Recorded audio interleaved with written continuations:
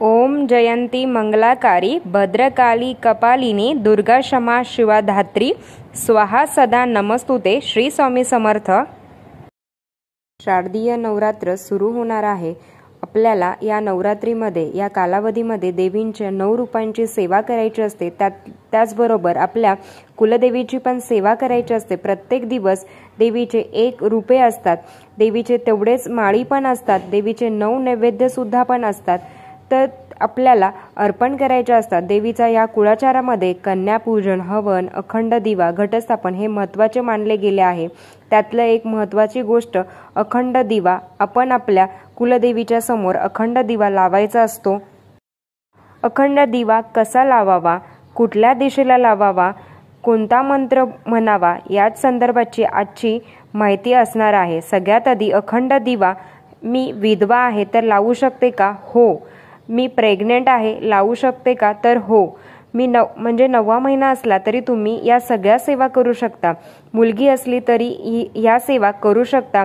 करता व्यक्ती पण करू शकतो। जर मासिक धर्म आला तर ती व्यक्ती सुद्धा घरातली सेवा किंवा अखंड दिव्याचे नियम ते सुद्धा असतात, ते सगळी सेवा करू शकतात। अखंड दिवा मी कधी लावला नाही आहे। ताई मी अखंड दिवा लावला नाही, तर मी घटस्थापन करत नाही आहे, मी अखंड दिवा लावू शकते का? तर हो, तुम्ही अखंड दिवा लावू शकता।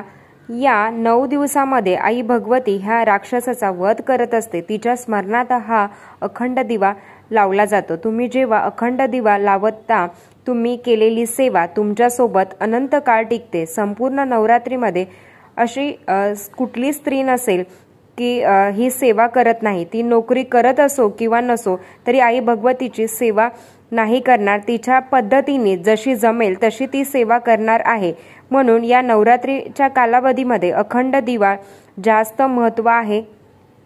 जसं मी तुम्हाला सांगितलं, नवरात्री आहे, देवीचे 9 रूपे आहेत, 9 नैवेद्य आहेत, 9 माळी आहेत, त्याचबरोबर अखंड दिवा पण तेवढाच महत्त्वाचा आहे। तुमच्याकडे कधी केलं नाही आहे, ताई आम्ही वेगळे राहतो, हो तुम्ही दिवा लावू शकता। अखंड दिवा लावून कधी नुकसान होणार नाही आहे। तुम्ही उलट जी काही सेवा करणार आहात ते अग्निदेवतेचे साक्षाने असणार आहे। ती सेवा अनंत काळ तुमच्या सोबत असणार आहे। नवरात्रीमध्ये अखंड दिवा कसा लावायचा? सर्वप्रथम तुम्ही घटस्थापन करणार आहात, त्याच्या समोर अखंड दिवा लावला जाईल। पण ज्या महिला घटस्थापन करणार नाही आहे तर देवासमोर म्हणजे देवघराच्या समोर अखंड दिवा लावला जातो। लावावा। दिवा लावताना डायरेक्ट जमिनीला स्पर्श होणार नाही, त्याची काळजी घ्यायची आहे। छोटासा पाट किंवा छोटासा चौरंग घ्यायचा आहे, त्याच्यावर आपल्याला दिवा ठेवायचा आहे। तर नवरात्रीमध्ये घटस्थापन करताना आपण जेव्हा अखंड दिवा लावतो तेव्हा त्या दिव्याच्या खाली अष्टदळ कमळ काढायचं असतं। यूट्यूबला किंवा गुगलला मिळून जाईल, बऱ्याच ठिकाणी तांदळाचं अष्टदळ कमळ काढतात, काही ठिकाणी तर कुंकवाचं अष्टदळ कमळ काढतात। जी पद्धत करता येईल त्या पद्धतीने करायचं आहे। अर्थात खाली मोठं ताट घ्यायचं आहे। जेव्हा दीप प्रज्वलित करतो तेव्हा अखंड दिवा त्याच्यामध्ये काजळी येते। कुठलंही ताट घ्यायचं आहे, अष्टदळ कमळ काढायचं आहे। अष्टदळ कमळ काढून झाल्यानंतर कुंकू अर्पण करायचं आहे, दिवा ठेवायचा आहे। घरात जे दिवा आहे तो आपल्याला लावायचा आहे, कुठलाही खर्च करू नका। देवी तुमच्या भक्तीची भुकेली आहे, वायफट खर्च करू नका। सुरुवातीला कुठलाही धातूचा घेऊ शकत नव्हते।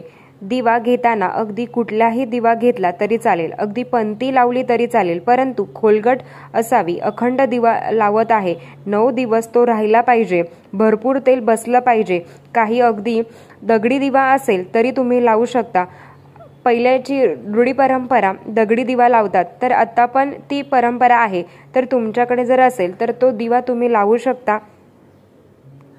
आधीच्या काळी पत्र्याचा दिवा घेत होते, नवीन पद्धत आता आलेल्या आहेत की चांदीचा वापरतात, कोणी तांब्याचा वापरतात, कोणी ब्रासचा वापरतात। तुमच्याकडे जो दिवा आहे तो घ्यायचा आहे। कोणी किती जरी घेतला म्हणून आपण घ्यायचा नाही आहे। तर देवाच्या समोर यथाशक्ती यथाभक्तीने तुमच्याकडे जो दिवा आहे तो आपल्याला घ्यायचा आहे। तर दिव्याची वात देवाकडे आली पाहिजे। वात घेताना 1.25 हाताची कापसाची वात घ्यावी। आधीच्या काळी म्हणजे घरी वात करत होते, तर आता इतका कोणाला टाईम नाही आहे, तर विकत तुम्हाला 1.25 हात वात मिळून जाईल. 2 वात मिळून 1 वात करायची असते. इतके वात का? अर्थात 9 दिवस दिवा प्रज्वलित करायचा आहे. एवढी तर खरी 1.25 हाताची वात लागत नाही, पण कमी पडायला नको. बऱ्याच ठिकाणी कलावा वापरला जातो. नवरात्रीमध्ये अखंड दिवा लावतात. त्याचे कारण काय आहे? का तो दिवा लावतात गेला आहे? भले तुम्ही घटस्थापन करत असाल किंवा नसाल, दुर्गा सप्तशती, श्री सूक्त, बऱ्याच काही सेवा करत असतो, म्हणून अखंड दिवा लावायला महत्त्व आहे. ऑलरेडी एक दिवा लावलेला आहे, तरी सुद्धा लावायचा आहे का? तर हो, तरी सुद्धा देवीच्या स्मरणार्थ लावायचा असतो. दीप हे तेजेचे प्रतीक मानले जाते. नवरात्रात वायुमंडल शक्तितत्वात तेजाने भरीत असलेल्या, सातत्य तेवत असलेल्या दीपाच्या ज्योतीकडे तेजात्मक लहरी आकृष्ट होतात. अखंड दिवा प्रज्वलिन त्या लहरी वास्तव्य सातत्यात संक्रमण होत असतात, म्हणून अखंड दिवेला महत्त्व आहे. कुठलीही सेवा करताना दिवेच्या साक्षीने सेवा करायची असते. दीप प्रज्वलित करताना अग्निदेवतेच्या साक्षीने ती सेवा करायची असते. तेल कोणतं वापरावं? तर तिळीचं तेल वापरायचं आहे. आपण स्वतःसाठी खूप खर्च करत असतो, माहिती आहे. देवासाठी तिळीचं तेल वापरायचं आहे. जर तिळीचं तेल भेटलं नाही तरी घरात जे आहे ते वापरलं तरी चालेल. नाहीतर तूप शुद्ध गाईचं असावं का? तर अखंड दिवा जेव्हा लावत असतो तेव्हा आपण तेलाचा वापर करत असतो. तिळीचं तेल वापरावं एक फायदा आहे. शनी महाराजांची विकट दृष्टी असेल तर नवरात्रीच्या अखंड दिवा लावताना तिळीचं तेल वापर केला तर जी काही शनी महाराजांची विकट दृष्टी आहे त्याचे रूपांतर चांगल्या दृष्टीमध्ये होते आणि शनी महाराजांची कृपा सुद्धा आपल्यावर राहते. दीप प्रज्वलित करायचा आहे. हळदी कुंकू अर्पण करायचं आहे दिव्याला. जे काही आपण नवरात्रीमध्ये सेवा करत असतो, जी काही पुण्य फळ अक्षय मिळावं म्हणून सुद्धा नवरात्रीमध्ये अखंड दिवा लावायची ही पद्धत असते. घटस्थापन करा किंवा नका करू, अखंड दिवा लावायचा आहे. अखंड दिवा लावत असताना आपल्याला एक मंत्र बोलायचा आहे. तर मंत्र काय आहे ते बघूया. ओम जयंती मंगलाकाली भद्रकाली कपालिनी दुर्गा क्षमा शिवधात्री स्वाहा स्वधा नमस्तुते. तर ह्या मंत्र आपल्याला बोलायचा असतो. फूल अर्पण करायचं आहे. तुमच्याकडे फूल जे कुठलं पण आहे ते अर्पण करायचं आहे. अखंड दिवा लावत असताना ताट मोठं घ्यावे. सांगावंसं वाटतं, जी काजळी येते ती खाली जाते. म्हणजे आपली गडबड होते. काजळी आली तर ती इकडे तिकडे जात आहे. इकडे तिकडे स्पर्श नको होईला, ती भीती वाटते. म्हणून व्यवस्थित दीप प्रज्वलित करायचा आहे. अखंड दिवा लावला तर तो विझला तरी घाबरू नका. अखंड दिवा लावून घराबाहेर जायचं नाही आहे, अर्थात कामाला जायचं नाही असं नाही आहे. तुम्ही सकाळी उठल्यावर देवीची आरती करत असता तेव्हा आपण बघत असतो दिवा तेवत आहे का नाही. ते जाताना काजळी काढून जायची आहे. दिव्यात भरपूर तेल टाकून जायचं आहे. त्याच्यामध्ये आपल्याला कापूर पण टाकायचा आहे. तो आहे का नाही तो बघायचा आहे. काजळी 100% येणार. दिवा शांत झाला. शांत होतो म्हणजे काय होतं तर आपल्याला दिव्याला माफी मागायची आहे आणि प्रज्वलित करायचा आहे. शक्यतो दिवा विझत नाही, त्याची काळजी घ्यायची असते. तर कशी घ्यायची आहे? कधी कधी काय होतं आपण बघा, म्हणजे बाहेर जातो किंवा रात्री आपण जेव्हा आपण झोपतो तेव्हा देवीच्या इथे आपण बसून प्रार्थना करत असतो. तर तेव्हा आपण बघायचं असतं की तेल आहे का नाही, किंवा सकाळी जेव्हा आपण उठल्यानंतर बघायचं की काजळी आली आहे का.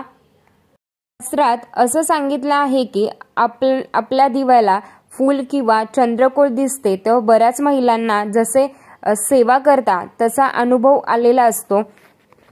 काजळी जरी आली तरी ती आपल्याला काजळी काढून टाकायची आहे, ते महत्त्वाचं आहे. जरी काजळी खूप आली असेल तर काढू शकत नाही तर एक टेक्निक आहे. या दिव्याने दुसऱ्या दिव्याला छोटासा एक दिवा घ्यायचा असतो, जो आपण पहिला अखंड दिवा लावलेला आहे.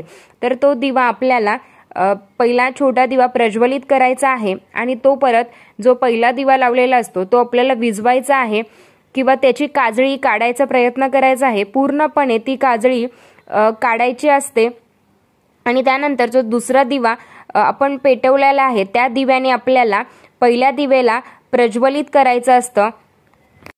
काजळी काढताना दिवा जरी शांत झाला तर आपण जी पंती असेल तर ती आपण प्रज्वलित केलेली आहे, त्याच्यामुळे आपल्याला घाबरायचं नाही।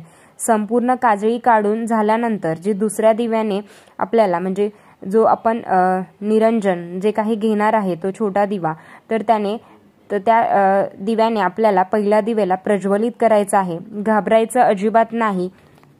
दिवा शांत झाला तरी घाबरायचं नाहीये।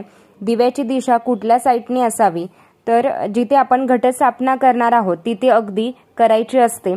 काहींकडे गोल दिवा असतो तर त्याची वात म्हणजे वरच्या साईडला असते, तर मग वरच्या साईडला असल्यानंतर डायरेक्ट ती असं म्हटलं जातं की वरच्या साईडला जी वात असते ती भगवंताकडे जाते, तर उत्तर दिशेला जी वात केली जाते ती लक्ष्मी प्राप्त होते। अर्थात दक्षिण दिशेला वात करतात तर ती यमाची दिशा मानली जाते। पश्चिमेकडे केली वात तर समाधान प्राप्त होते जे लाख मोलाचं आहे आणि पूर्वेकडे वात केली तर सुख प्राप्ती होते असं म्हटलं जातं। थोडक्यात काय तर दक्षिण दिशे वात न करता कुठल्याही दिशेला वात करू शकता। मग आपण दिवा कुठे ठेवणार असं म्हटलं जातं। आता दिवा कुठे ठेवायचा तर आपण बघा, जेव्हा आपण देवाच्या डाव्या बाजूला दिवा ठेवतो तेव्हा तो तेलाचा दिवा ठेवला जातो आणि जेव्हा आपण देवाच्या उजव्या बाजूला दिवा लावतो तेव्हा तो तुपाचा दिवा ठेवला जातो। तर नाही समजलं किंवा कुठे लावायचं तर घटस्थापनेच्या तिथे आपण मधोमध ठेवला तरी चालू शकतो। काही ठिकाणी छोटी जागा असते तर काही ठिकाणी देवघर असं वेगळं असतं। तर आपण जेव्हा लहानपणी होतो तेव्हा छोटं घर असलं जातं तेव्हा आपण काय करत असतो, जेव्हा पडदा लावून घेत असतो किंवा जुन्या ठिकाणी जेव्हा आपण सेवा करत असतो किंवा नजर नको लागू, जेणेकरून दुसरे येतात त्याची नजर लागू नको म्हणून आपण तिथे पडदा लावलेला जातो। येणाऱ्या जाणाऱ्यांची नजर त्या दिवेला लागायला नको त्यासाठी आपण सेवा झाल्यानंतर आपल्याला पडदा लावून घ्यायचा आहे। तुमची मुलगी डिलिव्हरी झाली असेल तर तुम्ही सेवा झाल्यानंतर पडदा लावू शकता। कदाचित महिलांना मासिक धर्म या नवरात्रीच्या कालावधीमध्ये आला तर काजळी कोणी काढावी, घरातले कुठलेही जरी व्यक्ती असेल तरी त्यांनी काढली तरी चालेल, पण लहान मुलांना सांगू नका, त्यांना माहिती नाही आहे ती काजळी कशी काढायची, त्यामुळे दिवा शांत होतो ह्याचं हेच कारण असतं, तो विझतो। बऱ्याच काही कारणे असतात। खिडकी तुम्ही तशीच उघडी ठेवता, फॅन खूप फास्ट असतो। लहान मुलांकडे तुम्ही ह्या घटस्थापना आहे तोपर्यंत तुम्ही लहान मुलांकडे लक्ष द्यावे। दिवा कधीही मंद असावा, दिवा कधी फडफडू नये किंवा जेव्हा आपण बघा फडफडतो तेव्हा कधी खूप फॅन फास्ट असतो किंवा खिडकी ओपन असते त्याच्यामुळे वारा येत्यामुळे दिवा फडफडतो, तर दिवा फडफडू नये, दिवा मंद असावा ही आपल्याला काळजी घ्यायची असते दिवाच्या बाबतीत। तर दिवा शांत झाल्याने घाबरू नये, काही होणार नाही। देवीची हे भक्तीची भुकेली आहे। या नवरात्री कालामध्ये दिवा जरी शांत झाला तरी कुलदेवीला माफी 3 वेळा मागायची आहे। माझ्याकडून आपल्या कुलदेवीची माफी मागायची आहे, माझ्याकडून अवधानाने दिवा शांत झालेला आहे, चूक झाली आहे, माफ कर। त्यानंतर आपल्याला दिवा प्रज्वलित करायचा आहे। अखंड दिवा कधी लावायचा, जेव्हा पूर्ण घटस्थापना झाली की एक छोटासा दिवा आपल्याला घ्यायचा आहे, तो प्रज्वलित करायचा आहे आणि अग्निदेवतेच्या साक्षीने घटस्थापना करायची आहे। त्याच्यानंतर पूर्ण जेव्हा घटस्थापना झाल्यानंतर आपल्याला अखंड दिवा लावायचा आहे, तर ती दिवा हलवायचा नाही आहे। तर आजचा व्हिडिओ मी इथेच थांबवते। आवडला असेल तर लाईक, शेअर, सबस्क्राईब। धन्यवाद। श्री स्वामी समर्थ।